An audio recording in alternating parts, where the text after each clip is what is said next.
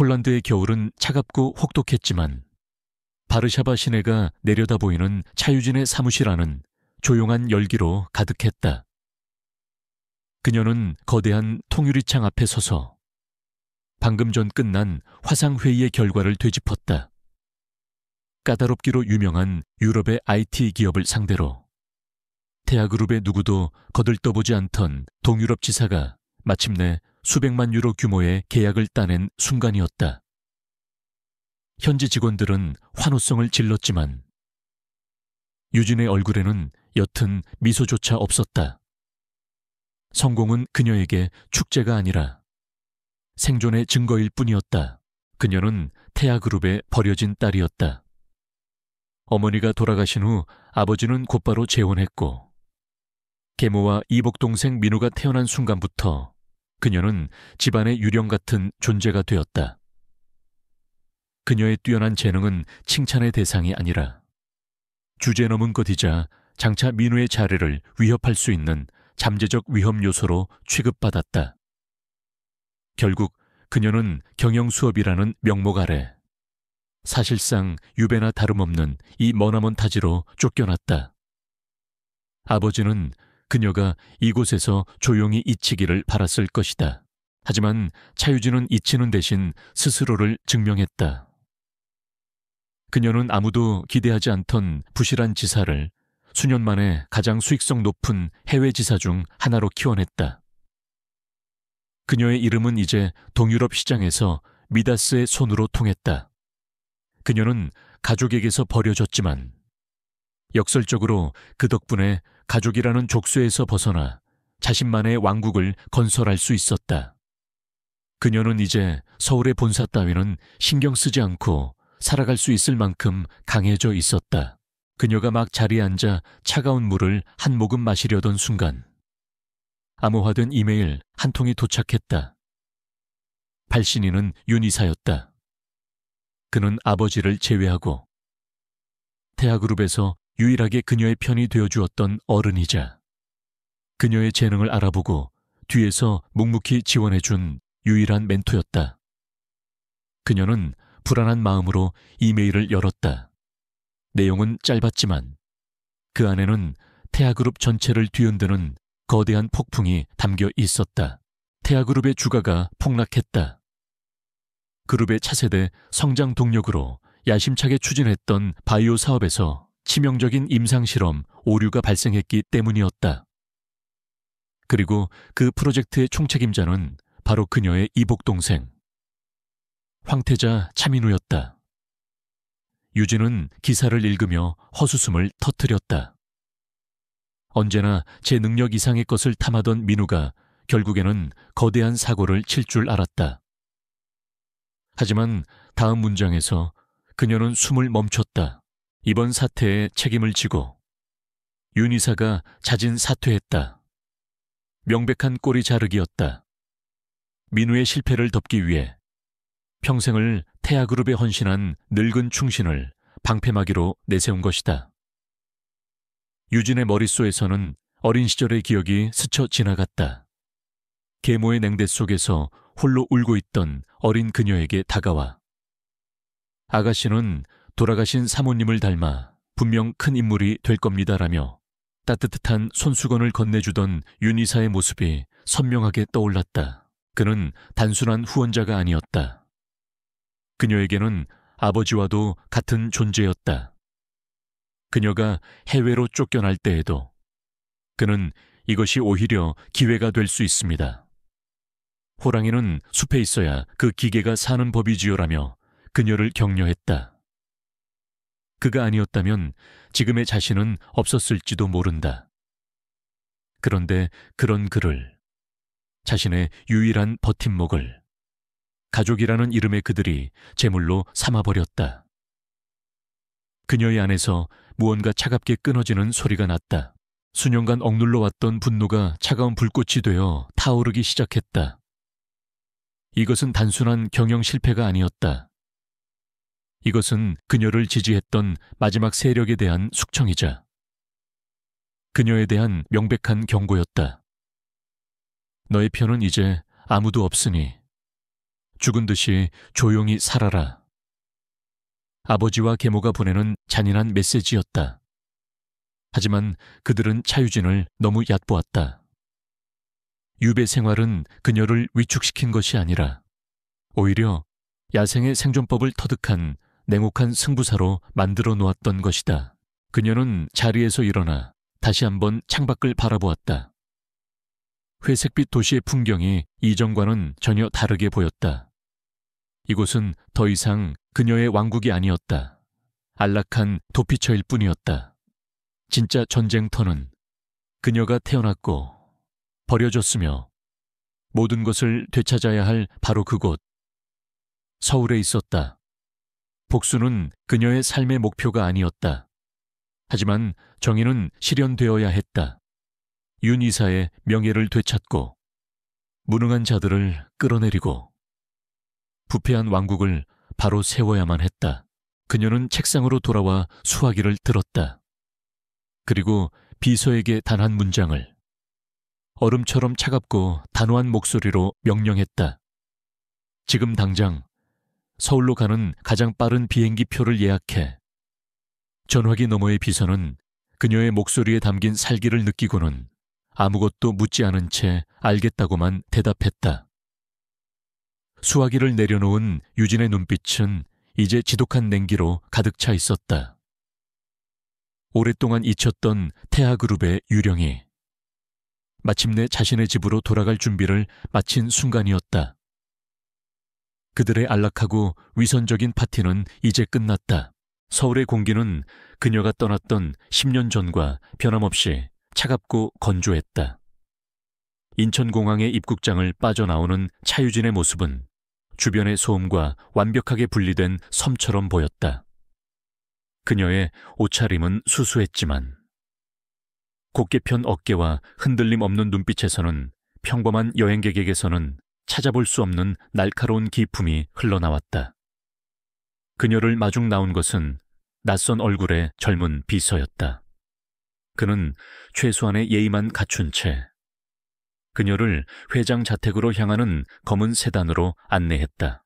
차가 서울의 야경 속으로 미끄러져 들어가는 동안 유진은 창밖으로 스쳐 지나가는 풍경들을 무심하게 바라보았다. 모든 것이 익숙하면서도 동시에 낯설었다. 이곳은 그녀의 고향이었지만 단 한 번도 그녀에게 따뜻한 집이 되어준 적은 없었다. 그녀에게 서울은 벗어나고 싶었던 거대한 감옥이자 이제는 기꺼이 다시 발을 들여놓아야만 하는 치열한 전쟁터였다. 그녀의 귀환은 행복한 재회가 아닌 계산된 선전포고였다. 평창동에 위치한 태아그룹의 회장 자택은 성체처럼 웅장하고 위압적이었다. 하지만 그 화려함 속에는 사람의 온기라고는 전혀 느껴지지 않았다. 집 안으로 들어서자 오랫동안 그녀를 봐왔던 늙은 집사가 유령이라도 본 듯한 표정으로 그녀를 맞았다. 아가씨, 그의 목소리는 놀라움과 당혹감으로 떨리고 있었다. 유진은 그에게 가볍게 목례만 하고는 곧장 가족들이 기다리고 있다는 저녁 식사 자리로 향했다. 거대한 식탁에는 이미 모든 가족이 앉아 있었다. 상석에는 제왕처럼 무표정한 얼굴의 아버지, 차동훈 회장이 앉아 있었다. 그의 옆에는 우아한 미소를 띠고 있지만 눈은 차갑게 빛나는 계모 오수희 이사가, 그리고 그 맞은편에는 이번 사태의 원흉임에도 불구하고 여전히 오만한 표정을 짓고 있는 이복동생 차민우가 앉아 있었다. 유진의 등장은 화기애애해야 할 저녁 식사 자리에 찬물을 끼얹은 듯한 어색한 침묵을 가져왔다. 먼 길 오느라 고생했다. 차 회장이 입을 열었지만 그의 목소리에는 딸을 향한 반가움이 전혀 담겨 있지 않았다. 그것은 의례적인 통보에 가까웠다. 누나는 여전하네. 사람 기분 나쁘게 만드는 차가운 표정 말이야. 민우가 비아냥거리듯 말했다. 그의 말에는 유진에 대한 오랜 열등감과 적개심이 묻어났다. 오 이사는 마치 상황을 중재하려는 듯 부드럽게 웃으며 말했다. 어머, 민우 얘 좀 봐. 오랜만에 본 누나한테. 유진이 너도 이해하렴. 요즘 회사 일 때문에 민우가 스트레스가 많아서 그런단다. 그들의 대화는 한편의 잘 짜인 연극과도 같았다.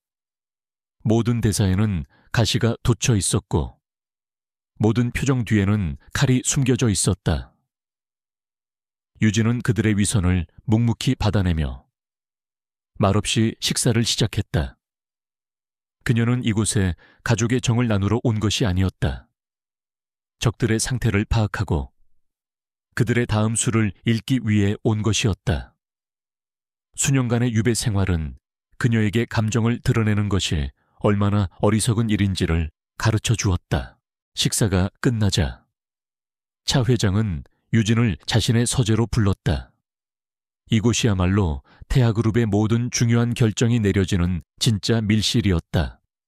그는 거대한 책상 뒤편의 의자에 앉아 한참 동안이나 유진을 아무 말 없이 바라보았다. 그것은 그녀의 의도를 꿰뚫어 보려는 늙은 여우의 날카로운 탐색전이었다. 네가 돌아온 이유가 무엇이냐? 그가 마침내 입을 열었다. 윤 이사님 때문입니까? 아니면 회사의 위기를 기회로 삼아보려는 것이냐? 두 가지 모두 해당된다면 틀린 말이 아니겠지요. 유진은 피하지 않고 그의 눈을 똑바로 마주보며 대답했다. 그녀의 당돌한 대답에 차 회장의 눈썹이 미세하게 꿈틀거렸다. 네가 유럽에서 이룬 작은 성공에 대해 익히 들었다. 하지만 이곳은 다르다. 태아그룹은 너 같은 애송이가 가지고 놀 수 있는 장난감이 아니야. 그는 노골적으로 그녀의 능력을 폄하했다. 그리고는 마치 큰 은혜라도 베푸는 듯한 투로 본론을 꺼냈다. 내게 기회를 하나 주마. 그는 서류 한 뭉치를 그녀의 앞으로 밀었다. 태아케미컬의 사장 자리를 맡아라. 태아케미컬, 그 이름을 듣는 순간 유진은 속으로 냉소를 머금었다. 태아케미컬은 한때 그룹의 유망한 자회사였지만 지금은 수천억의 빚더미에 올라앉아 곧 부도 처리를 앞두고 있는 그룹의 암덩어리였다. 그곳은 모든 경영자들이 기피하는 무덤과도 같은 곳이었다. 그 회사를 살려내 보거라. 만약 네가 성공한다면 너의 능력을 인정해주겠다.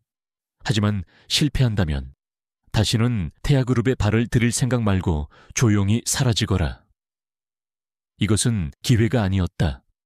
명백한 함정이자 조롱이었다. 그는 그녀에게 절대 성공할 수 없는 과제를 던져줌으로써 그녀를 합법적으로 그리고 영원히 내쫓을 계획을 세운 것이다. 계모와 민우는 서재 밖에서 이 상황을 즐기고 있을 것이 분명했다. 그들의 예상대로라면 유진은 지금쯤 분노하거나 부당함을 호소하며 눈물을 보여야 했다. 하지만 유진의 반응은 그들의 예상을 완전히 빗나갔다. 그녀는 서류를 천천히 훑어본 뒤 아무렇지도 않게 고개를 들고 말고 차분한 목소리로 대답했다. 네, 아버지, 받아들이겠습니다. 그녀의 대답에 평생 감정을 드러내지 않던 늙은 여우의 얼굴에 처음으로 당혹감이 스쳐 지나갔다. 그는 자신의 귀를 의심했다. 유진은 그들의 생각을 정확히 읽고 있었다. 그들은 자신에게 무덤을 주었지만 그녀는 그곳을 자신만의 성을 쌓을 부지로 본 것이었다. 모두가 포기한 곳이기에 그곳에서는 아버지의 간섭 없이 자신의 방식대로 모든 것을 휘두를 수 있었다. 태아케미컬은 그룹의 가장 약한 골이었지만 동시에 아버지의 감시망에서 가장 멀리 떨어진 곳이기도 했다. 그녀는 그곳을 발판 삼아 제국의 심장을 향해 칼을 겨눌 생각이었다. 좋은 제안, 감사히 받겠습니다. 그럼 내일부터 바로 출근하도록 하겠습니다. 유진은 짧게 인사를 하고 서재를 나왔다. 그녀가 떠난 뒤 서재 안에는 무거운 침묵만이 남았다. 차 회장은 자신이 놓은 덫의 여우가 아닌 호랑이가 제 발로 걸어 들어온 것 같은 기묘한 불안감에 휩싸였다. 유진은 뒤도 돌아보지 않고 그 거대한 저택을 빠져나왔다. 밤의 서울 공기가 그녀의 뺨을 차갑게 스쳤다. 늙은 여우의 체스판에 예상치 못했던 말이 하나 놓였다. 이제 게임은 공식적으로 시작되었다. 태아케미컬의 첫인상은 절망 그 자체였다. 서울 외곽의 낡은 공단에 위치한 본사 건물은 페인트가 벗겨지고 곳곳에 녹이 새러 있었으며 로비의 공기는 희망을 포기한 사람들의 무기력함으로 무겁게 가라앉아 있었다. 차유진의 등장은 이 잿빛 세계에 떨어진 이질적인 존재의 출현과도 같았다. 직원들은 경계심과 냉소가 뒤섞인 눈으로 그녀를 힐끔거렸다. 또 한 명의 낙하산. 그것도 그룹의 골칫덩어리인 회장의 딸이 얼마나 버티다 갈지 내기라도 하는 듯한 분위기였다. 그녀의 첫 공식 업무는 임원회의였다. 회의실에 모인 늙은 임원들은 대부분 그녀의 아버지나 이복동생 민우에게 충성하는 인물들이었다. 그들은 노골적으로 그녀를 무시했다. 특히 박상무라는 자는 회의 내내 팔짱을 낀 채 유진의 모든 발언에 비아냥거리는 태도로 일관했다. 그는 유진이 회사의 심각한 재정 문제를 브리핑하자 마치 어린애를 가르치듯 말했다. 아가씨, 유럽에서 장난감 같은 지사나 운영하던 실력으로는 어림도 없는 일입니다. 여긴 진짜 전쟁터라고요. 그의 무례한 도발에 다른 임원들이 동조하는 웃음을 터뜨렸다. 하지만 유진의 표정에는 어떤 변화도 없었다. 그녀는 잠시 침묵하다가 앞에 놓인 노트북을 돌려 회의실 스크린에 복잡한 데이터가 담긴 그래프를 띄웠다. 박 상무님께서 말씀하시는 전쟁의 전황이 바로 이렇습니다. 그녀의 목소리는 얼음처럼 차가웠다. 그녀는 박 상무가 보고한 자료가 얼마나 현실과 동떨어져 있는지, 그리고 그의 경영 방식이 지난 3년간 회사에 얼마나 큰 손실을 입혔는지를 정확한 수치와 데이터로 조목조목 반박하기 시작했다. 회의실의 공기는 순식간에 역전되었다. 유진은 단순한 경영자가 아니었다. 그녀는 화학산업의 최신 동향과 경쟁사들의 움직임, 심지어는 공장의 생산 라인 효율 문제까지 완벽하게 꿰뚫고 있었다. 그녀의 날카로운 분석 앞에 구시대적인 방식으로 자리만 지키고 있던 임원들은 아무런 대꾸도 하지 못했다. 박 상무의 얼굴은 붉게 달아올랐다. 유진은 마지막으로 그를 똑바로 응시하며 말했다. 전쟁터에 나왔으면 최소한 총은 쏠 줄 알아야지요. 자리를 지키는 것만으로는 군인이 될 수 없습니다. 회의가 끝나자마자 유진은 자신의 비서를 통해 박 상무에게 대기 발령을 통보했다. 그리고 동시에 회의 내내 침묵을 지키며 유일하게 그녀의 데이터에 집중하던 젊은 부장 한 명을 임원 대리로 파격 승진시켰다. 그녀의 거침없는 행보는 회사 전체에 거대한 충격파를 던졌다. 직원들은 술렁이기 시작했다. 절망에 빠져 있던 그들의 눈에 아주 작은, 그러나 분명한 변화의 불씨가 보이기 시작한 것이다. 유진은 사무실에만 머물지 않았다. 그녀는 직접 공장으로 내려가 현장 직원들과 대화하고 연구실을 찾아가 좌절한 연구원들의 목소리를 들었다. 그녀는 그 과정에서 이 회사가 겉은 썩었지만 속에는 여전히 잠재력 있는 인재들과 기술력이 잠들어 있다는 것을 확인했다. 문제는 리더의 무능과 부패였다. 그녀는 회사의 과거 재무자료와 프로젝트 보고서들을 밤을 새워가며 분석하기 시작했다. 그 잿더미 속에서 묻혀버린 보물을 찾기 위해서였다. 그러던 중 그녀는 한 이름과 마주쳤다. 강지훈. 몇 년 전 회사의 거의 모든 프로젝트 보고서에는 그의 이름으로 제출된 놀라울 정도로 예리하고 혁신적인 분석 자료들이 첨부되어 있었다. 하지만 그 제안들은 모두 현실성 부족이라는 이유로 묵살되었고 그는 어느 순간 기록에서 사라져 있었다. 유진은 직감적으로 그가 평범한 인물이 아님을 깨달았다. 그녀는 자신의 비서를 통해 강지훈이라는 인물의 뒷조사를 지시했다. 조사 결과는 놀라웠다. 강지훈은 한때 여의도 증권계에서 가장 주목받던 천재 애널리스트였다. 그는 태아그룹의 협력사 소속으로 차민우가 주도하던 한 프로젝트의 치명적인 결함을 발견하고 경고 보고서를 올렸다. 하지만 그의 충고는 묵살되었고 오히려 그는 그룹의 심기를 거스른 죄로 업계에서 완전히 매장당했다. 현재는 작은 투자 자문회사에서 재능을 썩히고 있었다. 그는 태아그룹의 또 다른 희생자였던 것이다. 유진은 직접 그를 찾아갔다. 허름한 사무실에서 만난 강지훈은 날카로운 눈빛과 세상에 대한 깊은 냉소로 가득 찬 남자였다. 그는 차유진이라는 이름을 듣자마자 경멸적인 미소를 지었다. 태아그룹의 공주님께서 이런 누추한 곳까지 어쩐 일이십니까?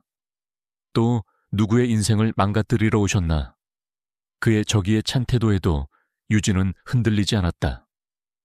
그녀는 자신이 왜 돌아왔는지 그리고 무엇을 하려 하는지를 솔직하게 털어놓았다.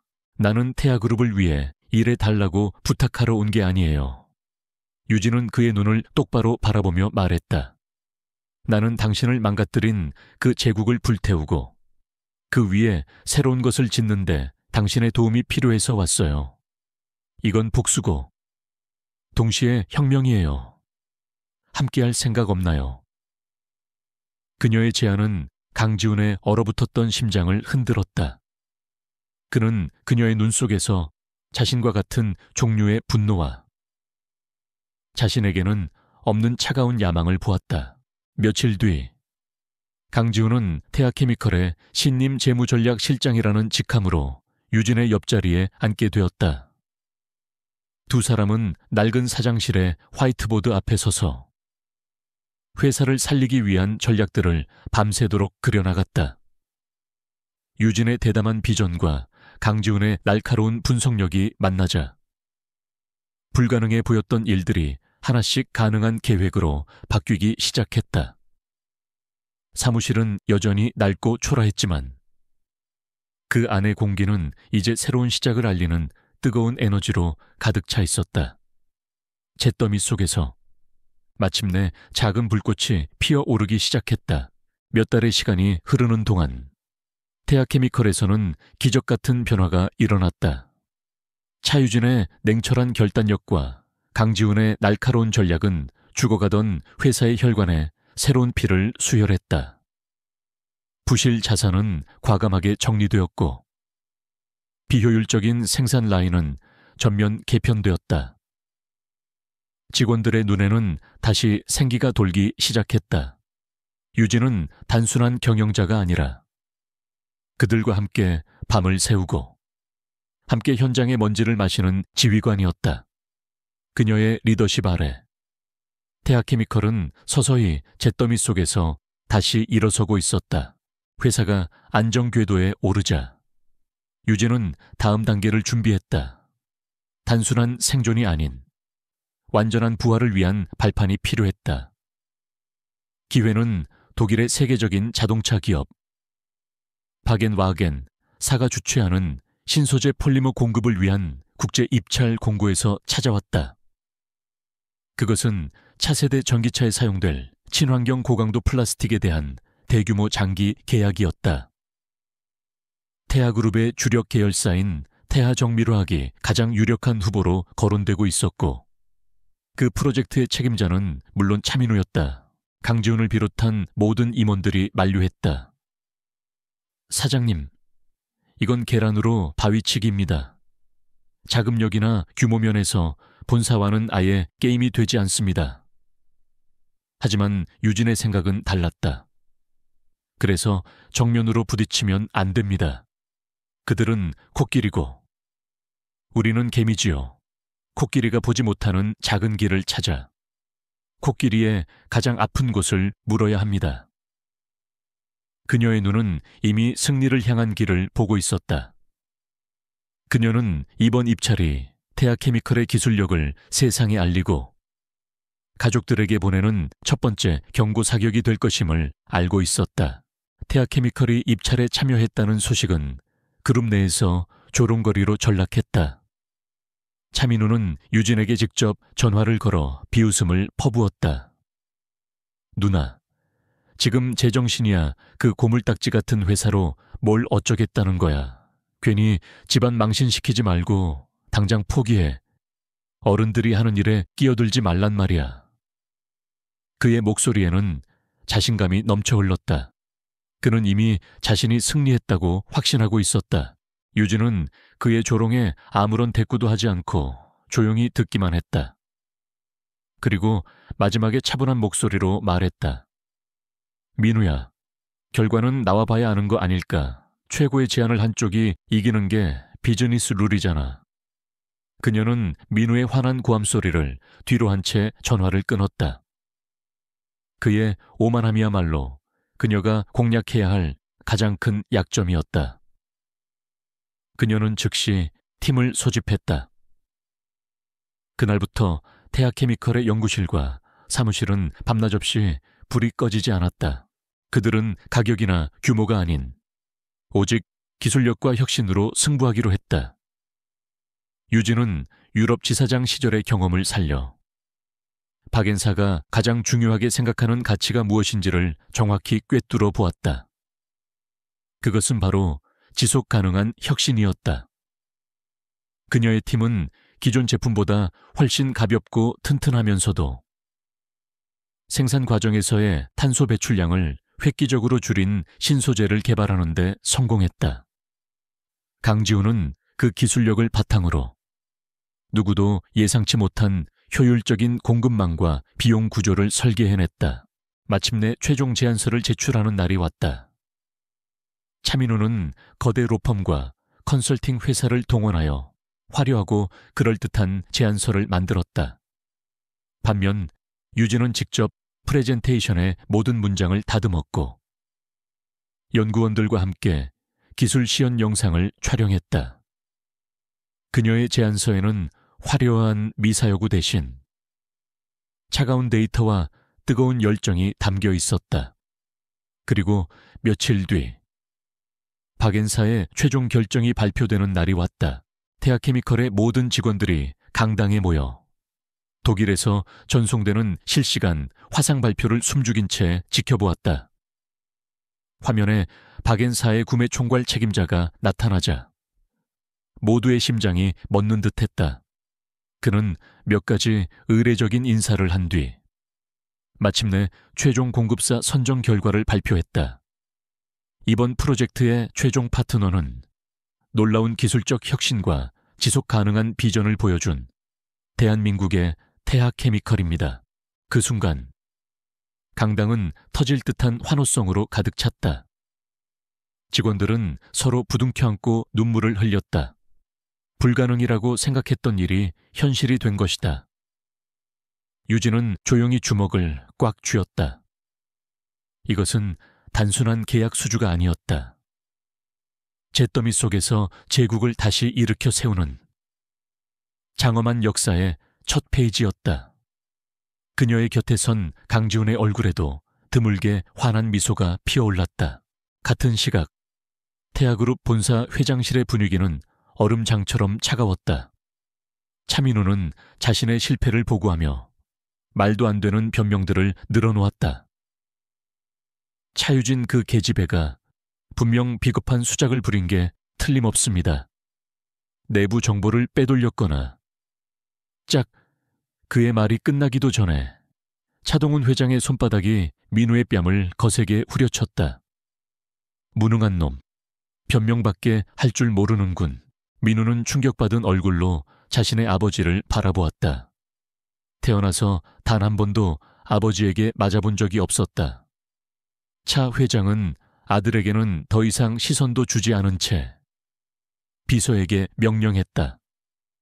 지난 석 달간 태아케미컬과 차유진 사장의 모든 동향에 대한 자료를 가져와 아주 상세하게. 그의 목소리는 분노를 넘어 섬뜩할 정도로 차갑게 가라앉아 있었다. 그는 창밖을 바라보았다. 그는 처음으로 자신이 버렸던 딸이 더 이상 골칫덩거리 어린애가 아니라 자신의 심장을 겨누고 있는 날카로운 비수일지도 모른다는 사실을 깨달았다. 경고 사격은 정확하게 목표에 명중했다. 차유진의 승리는 달콤했지만 그 대가는 즉각적이고 혹독했다. 그녀의 승전보가 서울 본사에 전해진 바로 다음 날부터 태아그룹의 거대한 권력은 태아케미컬을 짓누르는 압박 기계처럼 작동하기 시작했다. 오랫동안 원자재를 공급해오던 핵심 협력사들이 갑작스럽게 계약 파기를 통보해왔고 주거래 은행은 이해할 수 없는 이유를 대며 대출금의 조기 상환을 요구했다. 마치 보이지 않는 거대한 손이 태아케미컬의 숨통을 조여오는 것 같았다. 이 모든 공격의 배후에 누가 있는지는 명백했다. 굴욕감에 휩싸인 동생 차민우와 아들의 자리를 위협하는 유진을 어떻게든 제거하려는 계모 오수희 이사였다. 그들은 그룹 내에서의 영향력을 총동원하여 유진을 고사시키려 했다. 업계에는 태아케미컬의 기술력에 대한 악의적인 소문이 퍼지기 시작했고 유진이 어렵게 영입했던 핵심 인력들에게는 본사 차원의 파격적인 스카우트 제안이 들어갔다. 성벽은 외부가 아닌 내부에서부터 무너지고 있었다. 직원들은 다시 불안에 휩싸였다. 모처럼 되찾았던 희망이 다시 절망으로 바뀌려 하고 있었다. 하지만 유진은 흔들리지 않았다. 그녀는 오히려 이런 상황을 예상했다는 듯이 침착했다. 그녀는 위기 대응팀을 꾸려 밤낮 없이 대책을 강구했다. 새로운 공급처를 찾기 위해 전 세계의 시장을 뒤졌고 강지훈은 그의 인맥과 실력을 총동원하여 새로운 투자자를 물색했다. 그녀는 직원들 앞에서 절대로 약한 모습을 보이지 않았다. 이것은 전쟁입니다. 그녀는 긴급회의에서 직원들을 향해 말했다.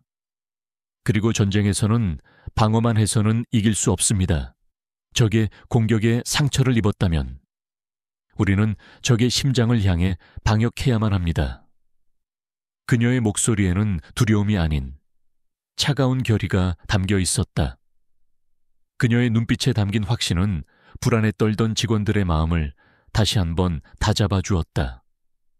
그녀는 이 위기를 통해 태아케미컬을 단순한 회사가 아닌 자신과 운명을 함께하는 강력한 군대로 만들고 있었다.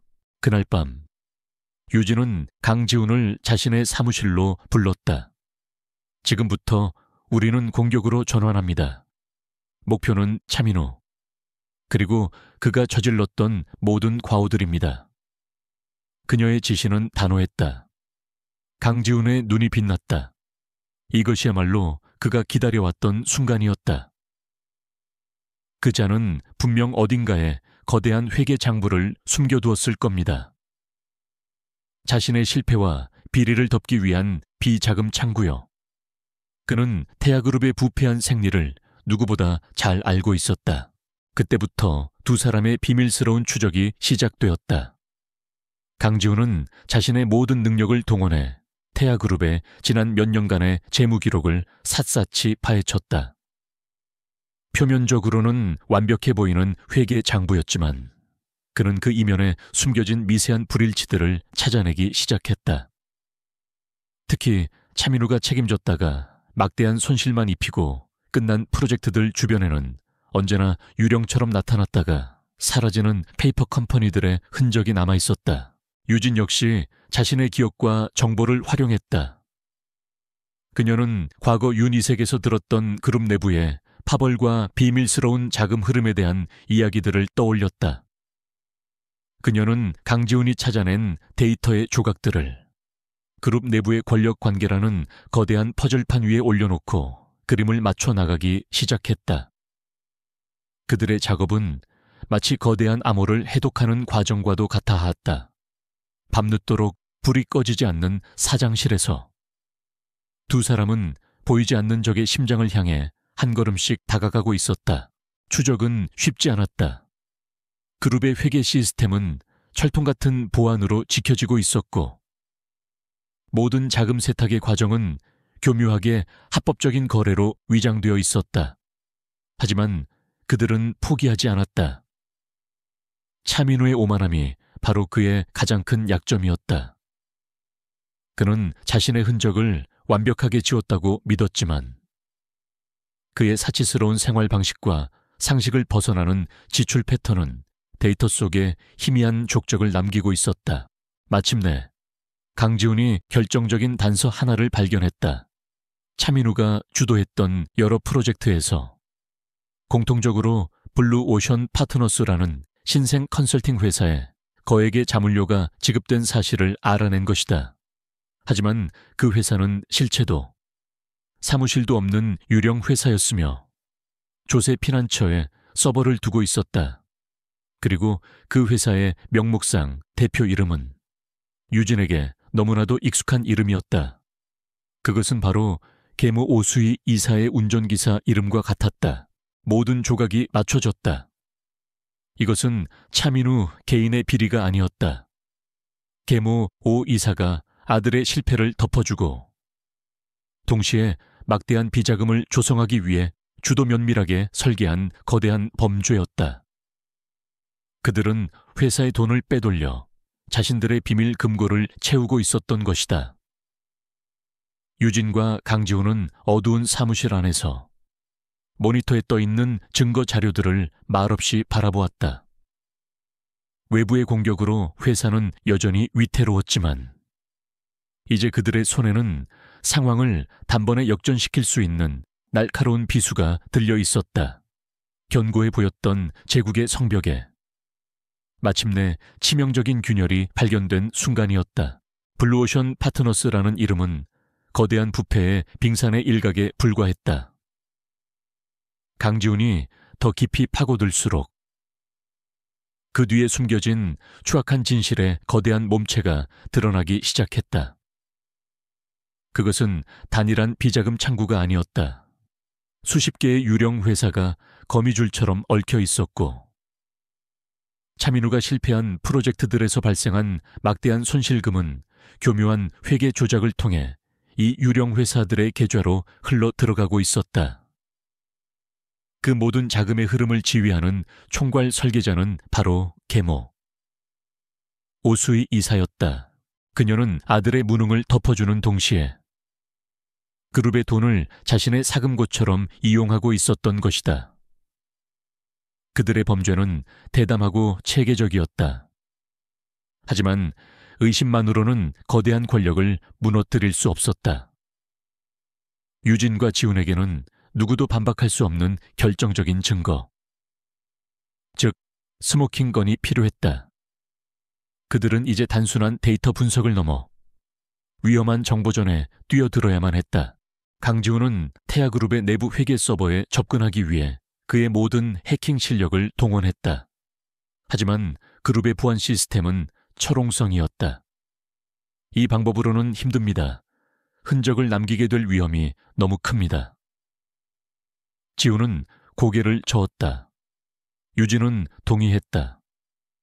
디지털의 벽이 너무 높다면 아날로그적인, 즉 인간의 약점을 공략해야만 했다. 그녀는 지훈이 찾아낸 의심스러운 자금 집행 서류들에서 반복적으로 등장하는 한 명의 이름에 주목했다. 재무팀의 김 부장이었다. 김 부장은 그룹 내에서 유능하진 않지만 성실하고 소심하기로 알려진 인물이었다. 그는 오 이사의 충신이라기보다는 거대한 악의 시스템의 부속품처럼 이용당하는 평범한 직장인일 가능성이 높았다. 그는 분명 모든 비밀을 알고 있을 터였다. 유진은 그를 접촉하기로 결심했다. 이것은 매우 위험한 도박이었다. 만약 김 부장이 이 사실을 오 이색에 보고한다면 모든 것이 끝장날 수도 있었다. 유진은 며칠간의 관찰 끝에 퇴근 후 혼자 술을 마시는 김 부장의 습관을 파악했다. 그녀는 어느 날 밤 그가 자주 가는 허름한 술집에 우연히 나타났다. 잔뜩 취해만 있던 김 부장은 회장의 딸이 자신의 앞에 나타나자 기겁했다. 유진은 위협적인 태도 대신 지극히 인간적인 연민의 표정으로 그에게 다가갔다. 많이 힘들어 보이시는군요. 부장님, 어깨 위의 짐이 무거우신가 봅니다. 그녀는 그를 협박하지 않았다. 대신 그가 서명한 페이퍼 컴퍼니로의 자금, 아이체 서류 사본 하나를 조용히 그의 술잔 옆에 내려놓았다. 이 배는 지금 서서히 가라앉고 있습니다. 저는 부장님께 구명보트를 제안하러 온 겁니다. 티켓값은 배의 항해 일지입니다. 그녀의 말에 김 부장의 얼굴은 새하얗게 질렸다. 그는 두려움에 떨며 아무 말도 하지 못했다. 유진은 더 이상 그를 압박하지 않고 자신의 연락처만 남긴 채 조용히 자리를 떴다. 그 후 며칠간은 피를 말리는 기다림의 연속이었다. 김 부장에게서는 아무런 연락도 오지 않았다. 유진과 지우는 최악의 상황, 즉 자신들의 움직임이 발각되었을 가능성까지 염두에 두어야 했다. 태아케미컬을 향한 본사의 공격은 날이 갈수록 더욱 거세졌다. 하지만 유진은 묵묵히 모든 공격을 막아내며 자신의 도박의 결과를 기다렸다. 그러던 어느 날 새벽, 유진의 개인 이메일로 발신인 불명의 파일 하나가 도착했다. 파일에는 암호가 걸려 있었다. 지훈인 몇 시간에 걸친 작업 끝에 마침내 암호를 해독하고 파일을 열었을 때 두 사람은 숨을 멈췄다. 그 안에는 그들이 찾던 모든 것이 담겨 있었다. 오수희 이사가 개인적으로 관리해온 비밀 회계장부 전체가 들어있었던 것이다. 김 부장이 마침내 자신의 양심을 선택한 것이었다. 파일의 내용은 상상을 초월했다. 수년에 걸쳐 조성된 비자금의 규모는 수천억 원에 달했다. 차민우가 유흥비로 탕진한 돈, 여배우에게 사준 고급 아파트, 정치인들에게 건네진 뇌물의 내역까지 상세하게 기록되어 있었다. 그것은 태아그룹의 화려한 명성 뒤에 숨겨진 썩어 문드러진 환부를 남김없이 드러내는 완벽한 증거였다. 이것이야말로 그들이 찾던 히든 카드였다. 됐습니다. 이제 끝났습니다. 강지훈은 흥분을 감추지 못하고 외쳤다. 당장 이걸 검찰과 언론에 넘깁시다. 단 하루 만에 그들을 지옥으로 보낼 수 있습니다. 그의 복수심은 당연한 것이었다. 하지만 유진은 차분하게 고개를 저었다. 아니, 아직은 때가 아니야. 그녀의 목소리는 냉정했다. 지금 이걸 터뜨리면 태아그룹 전체가 무너질 수 있어. 무고한 직원들까지 피해를 입게 돼. 난 복수를 원하지만 공멸을 원하는 건 아니야. 그녀의 목표는 단순한 복수가 아니었다. 그녀는 태아그룹을 파괴하려는 것이 아니라 되찾으려는 것이었다. 부패한 부분을 도려내고 자신이 직접 그 제국을 올바르게 재건하고 싶었다.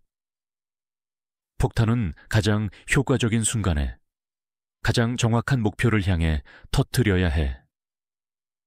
그녀는 눈앞에 놓인 암호화된 USB 드라이브를 손에 쥐었다. 그 안에는 한 왕조를 무너뜨릴 수 있는 힘이 담겨 있었다.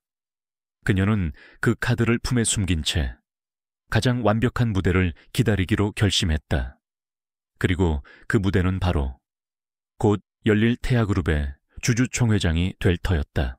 손안에 숨겨진 카드를 쥔 차유진은 놀라울 정도로 침착해졌다. 그녀는 더 이상 본사의 공격에 일일이 대응하며 에너지를 소모하지 않았다. 대신 태아케미컬의 내실을 다지는 데에만 온전히 집중했다. 박앤사와의 계약은 순조롭게 진행되었고 회사의 실적은 연일 최고치를 경신했다. 그녀의 이런 모습은 차 회장 일객에는 그녀가 마침내 패배를 인정하고 자신의 작은 왕국에 만족하기로 했다는 신호로 읽혔다. 그들은 다가올 진짜 폭풍은 전혀 감지하지 못한 채 샴페인을 터뜨릴 준비를 하고 있었다. 얼마 뒤 태아그룹의 연례 주주총회 소집 공고가 발표되었다. 예상대로 이번 주총의 핵심 안건은 차민우 전무를 그룹의 부회장으로 승진시키는 것이었다. 이것은 그를 공식적인 후계자로 만천해 공표하는 대관식이나 다름없었다. 차 회장은 자신의 압도적인 지분과 우호 세력을 이용해 이 안건을 무난하게 통과시킬 수 있다고 확신했다. 그에게 주주총회는 민주적인 의결기구가 아니라 자신의 결정을 공식화하는 요식행위일 뿐이었다. 그 공고를 본 유진의 사무실에서는 새로운 전쟁이 시작되고 있었다. 드디어 무대가 준비되었군요.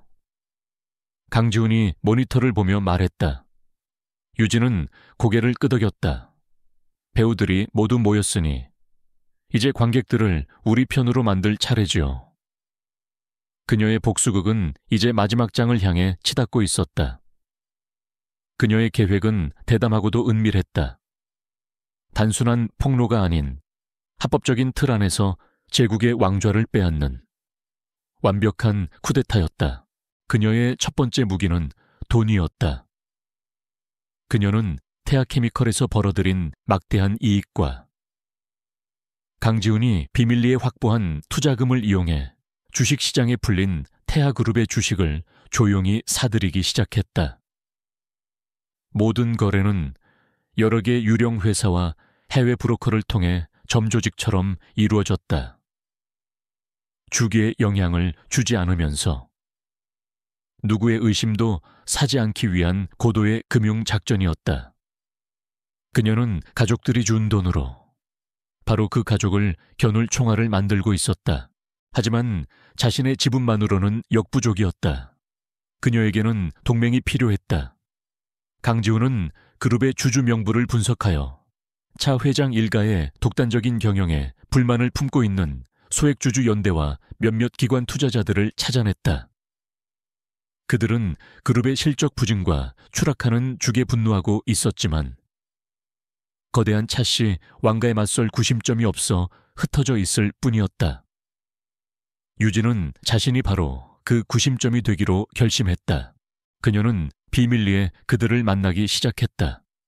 한 대형 연기금의 펀드 매니저를 만난 자리에서 그는 냉소적으로 말했다. 차 사장님의 능력은 인정합니다만 이건 경영권 분쟁입니다. 저희는 당신들 집안 싸움에 끼어들고 싶지 않습니다. 그의 반응은 당연했다. 유진은 감정에 호소하지 않았다. 대신 그녀는 차민우가 부회장이 되었을 때 그의 무능과 부패가 어떻게 주주 가치를 훼손할 것인지를 보여주는 데이터로 가득 찬 보고서를 그의 앞에 내밀었다. 그리고 그녀는 자신의 비전을 제시했다. 투명한 지배구조, 주주 친화 정책, 그리고 지속 가능한 성장을 위한 구체적인 청사진이었다. 그녀는 복수심에 불타는 딸이 아니라 회사의 미래를 걱정하는 냉철한 경영자의 모습으로 그들을 설득했다. 그녀의 논리와 진심 앞에 얼음장 같던 투자자들의 마음이 서서히 움직이기 시작했다. 그들은 차유진이라는 인물에게서 태아그룹의 새로운 희망을 보았다. 유진이 물밑에서 조용히 세력을 규합하는 동안 차 회장 일가는 축제 분위기에 젖어 있었다. 오수희 이사는 언론을 매수하여 연일 차민우의 경영 능력을 칭송하는 기사를 내보냈고 차민우 자신은 마치 벌써부터 그룹의 주인이 된 것처럼 오만하게 행동했다. 그들은 주주총회가 끝나고 열릴 축하 파티에 초대객 명단을 작성하는데 여념이 없었다. 그들에게 반란의 그림자는 보이지 않았다. 주주총회를 하루 앞둔 밤, 태아케미컬의 사장실은 전쟁 지휘본부처럼 긴장감이 감돌았다. 강지훈은 마지막으로 확보한 의결권 위임장을 확인하고 있었다. 그는 마침내 수화기를 내려놓고 유진을 향해 돌아보았다. 성공했습니다. 저희가 확보한 우호 지분이 차 회장 측과 거의 대등합니다. 하지만 정말 종이 한 장 차이입니다. 단 한 곳이라도 마음을 바꾸면 모든 것이 수포로 돌아갑니다. 유진은 말없이 고개를 끄덕였다. 그녀는 창밖으로 태아그룹의 본사 건물을 바라보았다. 저 거대한 성의 주인은 내일 결정될 터였다. 그녀의 책상 위에는 2개의 파일이 놓여 있었다. 하나는 내일 주주들 앞에서 발표할 태아그룹의 미래 비전이 담긴 프레젠테이션이었고, 다른 하나는 오수희와 차민우의 모든 비리가 담긴 히든 카드라 이름 붙여진 USB 드라이브였다. 그녀는 내일의 전쟁터에서 어떤 무기를 먼저 꺼내 들어야 할지 마지막 결정을 내려야 했다. 폭풍은 마침내 서울의 상공까지 몰려와 있었다. 태아그룹 주주총회가 열리는 날, 서울의 하늘은 금방이라도 폭풍우가 쏟아질 듯 잔뜩 찌푸려 있었다. 본사 대강당은 그룹의 운명이 걸린 결전의 장소답게 시작 전부터 팽팽한 긴장감으로 가득했다. 자리를 메운 주주들과 이사회 임원들, 그리고 수많은 기자들의 시선 속에는 기대와 우려, 그리고 호기심이 뒤섞여 있었다. 이곳은 단순한 회의장이 아니라 한 왕조의 명운이 걸린 거대한 도박판이었다. 차동훈 회장 일가는 마치 개선 장군처럼 당당하게 회의장으로 들어섰다. 그들의 얼굴에는 승리를 확신하는 자의 오만함이 가득했다. 차민우는 의기양양하게 기자들의 플래시 세례를 즐겼고, 오수희 이사는 기품 있는 미소로 주주들에게 인사를 건넸다. 그들은 자신들의 발 아래 놓인 거대한 제국에 그 어떤 위협도 없다고 믿어 의심치 않았다. 그들의 눈에 차유진의 존재는 보이지도 않는 듯했다. 잠시 후 차유진이 강지훈과 함께 모습을 드러내자 장내에 미묘한 파문이 일었다. 그녀는 화려하게 치장한 오 이사나 민우와는 달리 강렬하고 전문적인 느낌의 정장을 입고 있었다. 하지만 그녀의 침착한 표정과 흔들림 없는 걸음걸이에서는 그 누구에게서도 찾아볼 수 없는 강력한 존재감이 뿜어져 나왔다. 그녀는 자신을 향해 쏟아지는 수많은 시선들을 아무렇지 않게 받아내며 주주석의 가장 앞자리에 조용히 앉았다. 차 회장의 개회사와 함께 마침내 주주총회에 막이 올랐다. 그는 태아그룹의 역사와 전통을 역설하며 변화와 혁신이 필요한 이 시점에서 그룹을 이끌어갈 젊은 피의 중요성을 강조했다. 그의 모든 발언은 결국 자신의 아들 차민우를 부회장으로 추대하기 위한 밑밥 깔기에 불과했다. 이윽고 차민우 부회장 선임 안건이 공식적으로 상정되었고, 모든 이의 시선 속에 차민우가 연단 위로 올라섰다. 그는 준비해온 연설문을 자신만만하게 읽어 내려가기 시작했다. 하지만 그의 연설은 공허한 미사여구와 실체 없는 비전으로 가득 차 있었다.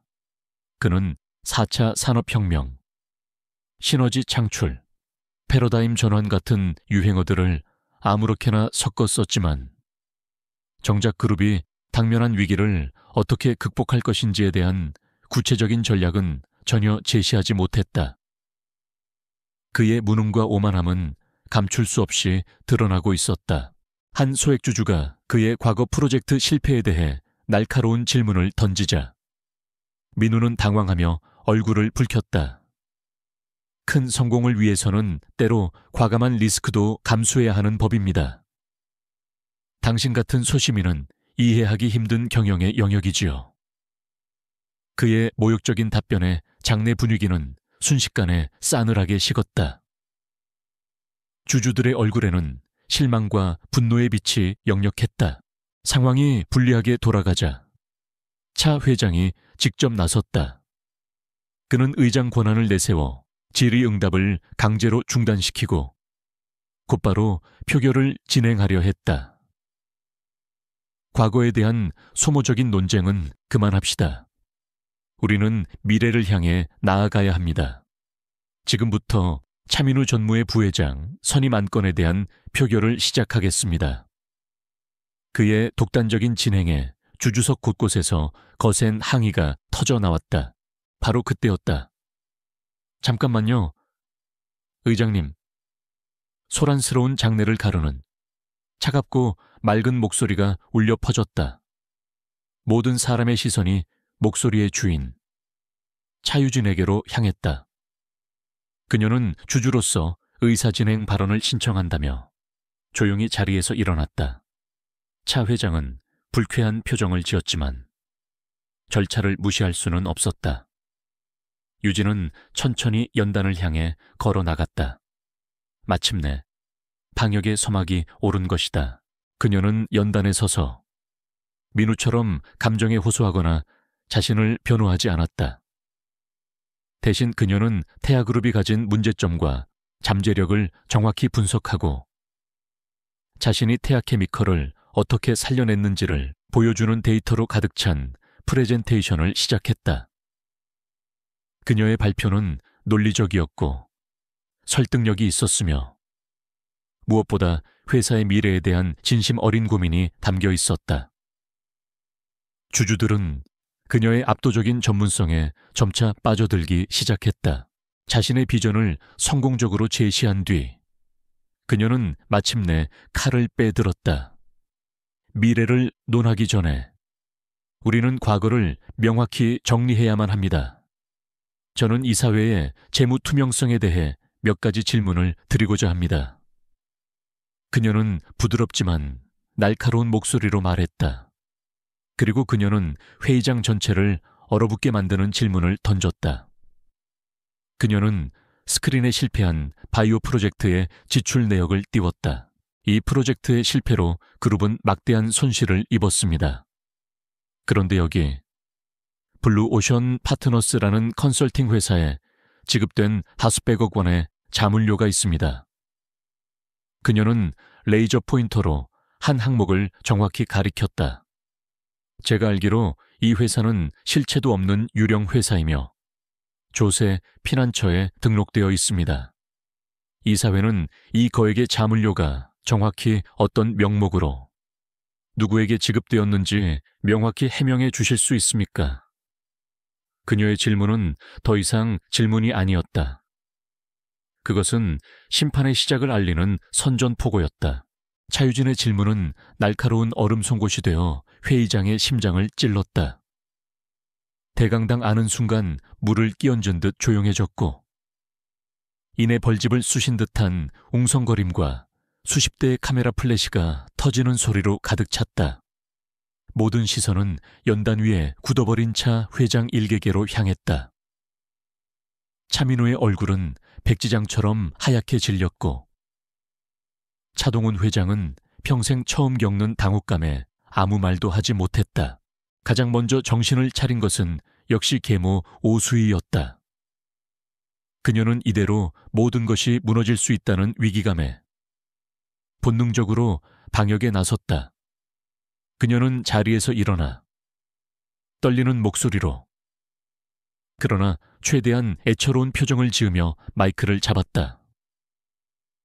여러분, 속지 마십시오. 저 아이의 말은 전부 거짓입니다.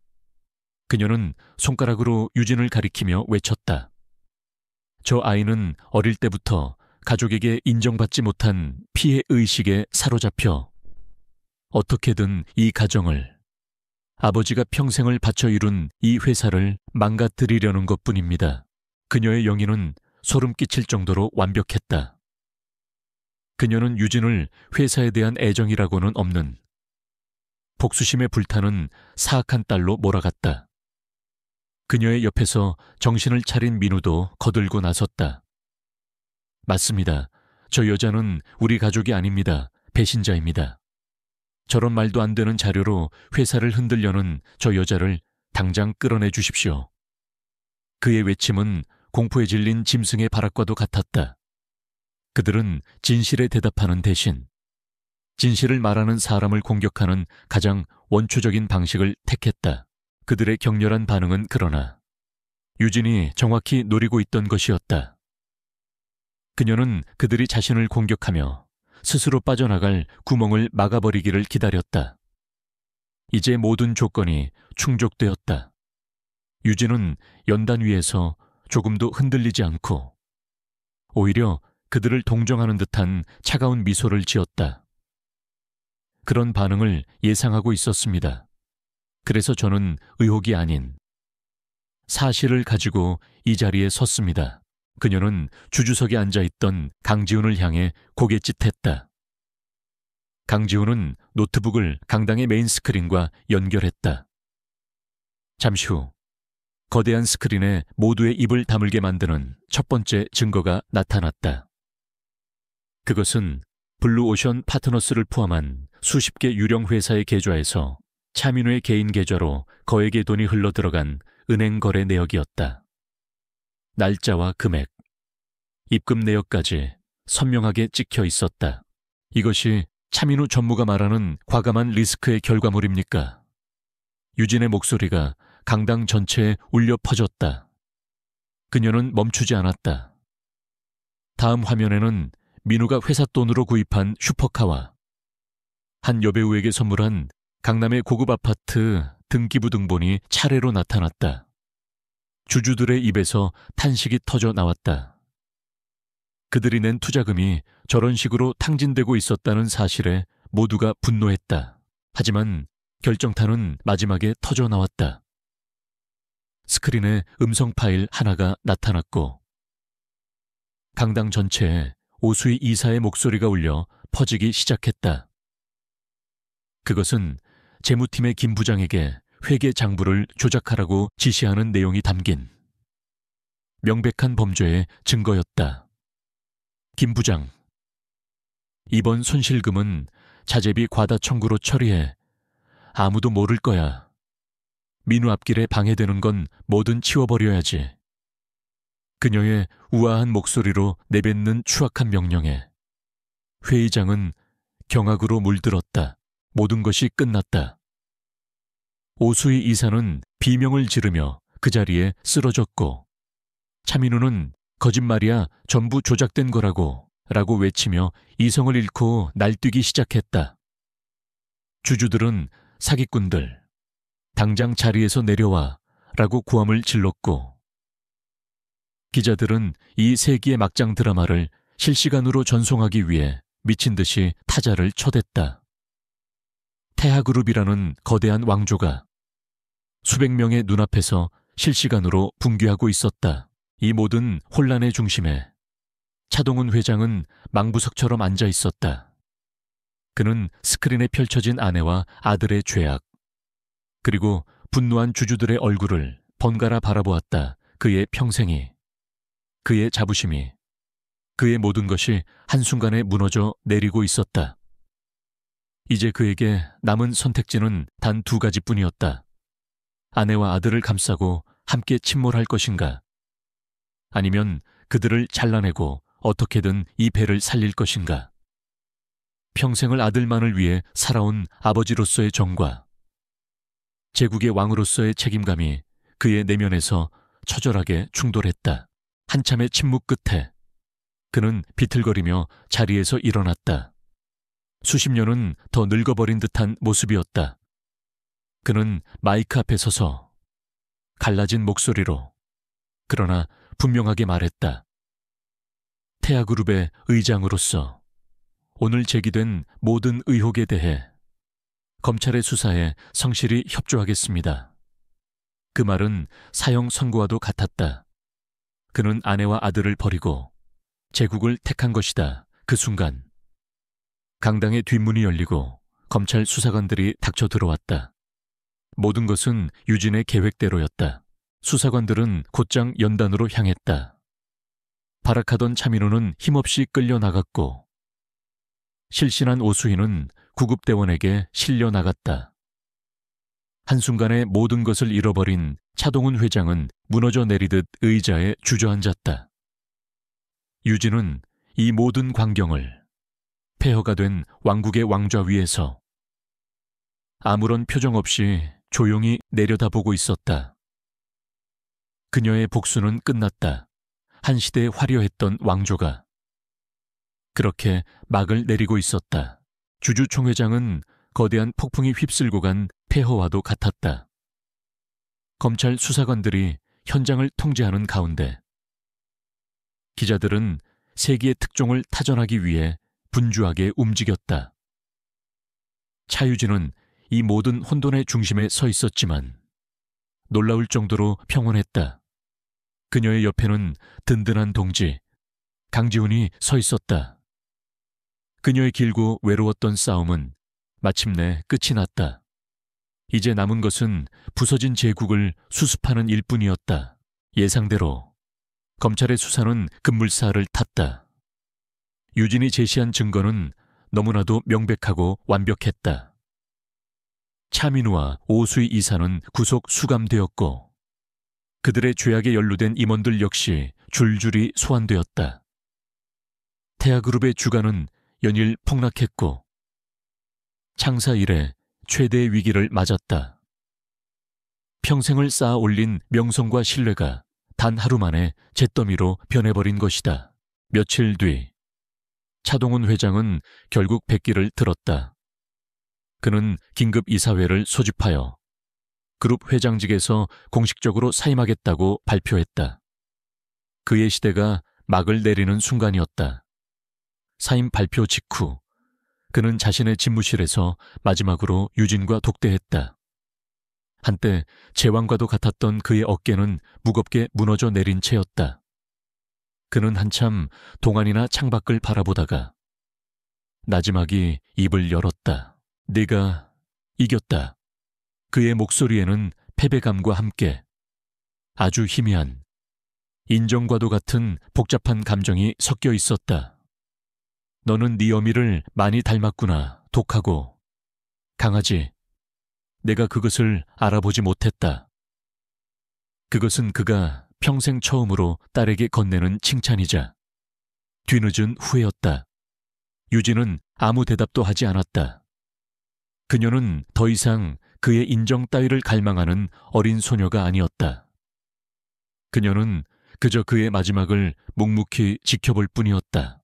총수 일가가 한꺼번에 몰락하면서 태아그룹은 선장을 잃은 거대한 난파선처럼 표류하기 시작했다. 당장이라도 적대적 인수합병 세력이 달려들거나 그룹이 공중분해될지도 모른다는 위기감이 팽배했다. 혼란에 빠진 이사회와 주주들은 그룹을 구할 유일한 해결책이 누구인지를 깨닫는데 오랜 시간이 걸리지 않았다. 그것은 바로 이 모든 사태를 예견하고 부패를 도려낸 유일한 차씨 일가의 생존자 차유진이었다. 긴급 이사회에서 이사들은 만장일치로 차유진을 그룹의 비상대책위원장이자 차기 회장으로 추대했다. 한때 그녀를 경멸하고 무시했던 바로 그들이 이제 그녀 앞에 고개를 숙이고 그룹의 운명을 맡아달라고 간청하고 있었다. 유진은 그 제안을 거절하지 않았다. 이것은 그녀가 원했던 권력이 아니었다. 하지만 이것은 그녀가 짊어져야만 하는 피할 수 없는 책임이었다. 그녀는 수락연설에서 이렇게 말했다. 저는 복수를 위해 돌아온 것이 아닙니다. 저는 태아그룹을 바로 세우기 위해 돌아왔습니다. 오늘 이후로 태아그룹은 과거의 모든 부패와 단절하고 오직 주주와 직원들을 위한 투명하고 공정한 기업으로 다시 태어날 것입니다. 새로운 태아의 길에 함께 해주시길 바랍니다. 그녀의 짧지만 단호한 연설은 모든 이들에게 깊은 신뢰감을 심어주었다. 마침내 그녀는 태아그룹의 회장 집무실, 바로 그녀의 아버지가 앉아있던 그 자리에 들어섰다. 거대하고 차가운 공간이었지만 이제 더 이상 위압적으로 느껴지지 않았다. 그녀는 거대한 책상에 손을 얹었다. 강지훈이 새로운 임원진 명단과 함께 그녀가 결제해야 할 첫 번째 서류를 들고 들어왔다. 회장님, 이제부터 시작입니다. 그의 목소리에 옅은 미소가 섞여 있었다. 유진은 서류를 받아들기 전 책상 서랍을 열었다. 그 안에는 먼지가 쌓인 낡은 사진 한 장이 들어 있었다. 젊은 시절의 아버지와 그 옆에서 총명하고 환한 미소를 짓고 있는 그녀의 친어머니의 사진이었다. 태아그룹은 원래 두 사람이 함께 일군 회사였다. 그녀는 이제야 자신의 진짜 목표가 무엇이었는지를 깨달았다. 그것은 복수가 아니라 어머니의 유산을 더럽힌 자들로부터 되찾아 원래의 모습으로 되돌려 놓는 것이었다. 그녀는 어머니의 사진을 책상 위에 바로 세웠다. 그리고 마침내 회장 의자에 깊숙이 몸을 묻었다. 통유리창 너머로 서울의 스카이라인 위로 새로운 아침의 태양이 떠오르고 있었다. 그 눈부신 새벽빛이 집무실 안을 가득 채웠다. 유진의 얼굴에는 승리의 희열이나 복수의 만족감이 아닌 무거운 책임감을 짊어진 자의 고요하고 결연한 의지가 서려 있었다. 왕좌를 향한 싸움은 끝났다. 이제 제국을 재건해야 할 새로운 시대의 무거운 통치가 막 시작되고 있었다.